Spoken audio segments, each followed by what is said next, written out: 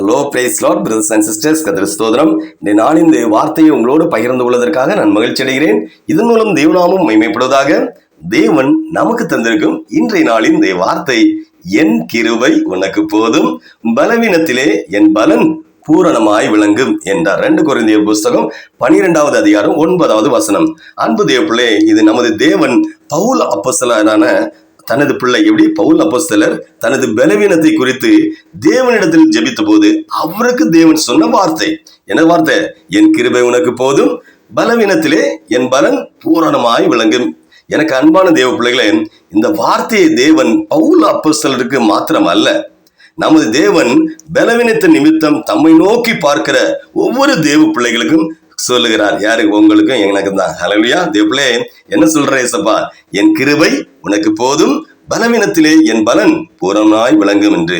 நமக்கு பலவீனம் என்றால் மனதளவில் ஏற்படுகிற பலவீனம், உடல் அளவில் ஏற்படுகிற பலவீனம் மற்றும் நமது திறமைகளில் ஏற்படுகிற பலவீனங்களாய் இருந்தாலும் சரி, தேவனுடைய பிள்ளைகள் தங்களுடைய பலவீனமான நாட்களில் தேவனை நோக்கி விசுவாசத்தோடு கூப்பிடும் போது எப்படிப்பட்ட பலவீனமாக இருந்தாலும் சர்வ வல்லமை உள்ளவர் நமக்காய் சிலுவையில் சிந்தப்பட்ட அந்த கல்வாரி இரத்தத்தை ஊற்றி நமக்கு பலன் இல்லாமல் நாம் பலவீனராய், எப்படி ஒரு பலன் இல்லைன்னு சொன்ன சூழ்நிலையில நாம் பலவீனராய் இருக்கும்போது தேவனே நமக்கு பலனாய் இருப்பார். தேவ பிள்ளைகளே, அவர் தேவனே நமக்கு பலனாய் இருப்பார் என்பதில் எந்த ஒரு சந்தேகம் இல்லை, எந்த ஒரு சந்தேகம் இல்லை. தேவ பிள்ளைகளே, நாம் எந்த ஒரு பலவீனத்தின் நிமித்தம் சோர்ந்து போகவே கூடாது. ஒரு காலம் நம்ம பலவீனப்பட்டுட்டோம்னு சொல்லி சோர்ந்து போகவே கூடாது.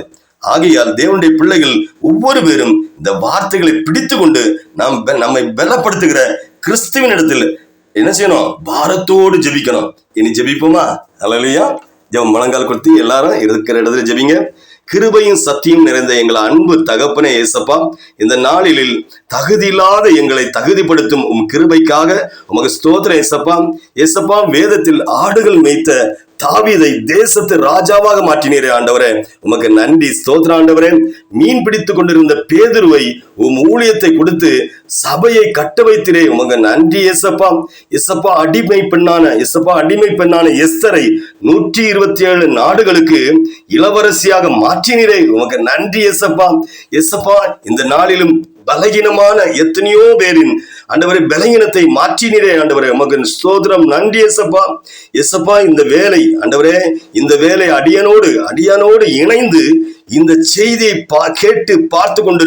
கேட்டுக்கொண்டிருக்கும் முழங்கால் படியிட்டு ஜெபித்து கொண்டிருக்கிற ஒவ்வொரு தேவ பிள்ளைகளின் வாழ்க்கையிலும் இருக்கிற பலவீனங்களை எடுத்து போடுவீராக ஆண்டவரே. தகுதியில்லாத சூழ்நிலையில் இருப்பவர்களை ஆண்டவரே, எப்படிப்பட்ட தகுதியில்லாத சூழ்நிலையில் இருந்தாலும் இருப்பார்களானால் ஆண்டவரே, இவர்களை மூடிய கிருபையினால் தகுதிப்படுத்துவீராக தகப்பனே. ஆவியானவரே, தாவீது கொடுத்த அந்த இரக்க தகுதியினால் இவங்களை நிரப்புவீராக ஆண்டவரே, நிரப்புவீராக என்று இயேசுவின் நாமத்தில் ஜெபிக்கிறேன் ஜீவனுள்ள பிதாவே. ஆமேன், ஆமேன், ஆமேன். ஹல்லேலூயா. கர்த்தர் தாமே உங்களையும் ஒவ்வொருவரையும் ஒரு குடும்பங்களின் சந்ததிகளின் தலைமுறையும் ஒரு தொழில், வேலை, ஊழியம் எதுவாக இருந்தாலும் ஆசீர்வதிப்பாராக என்று மீட்பர் இயேசுவின் நாமத்தில் ஜெபிக்கிறேன்.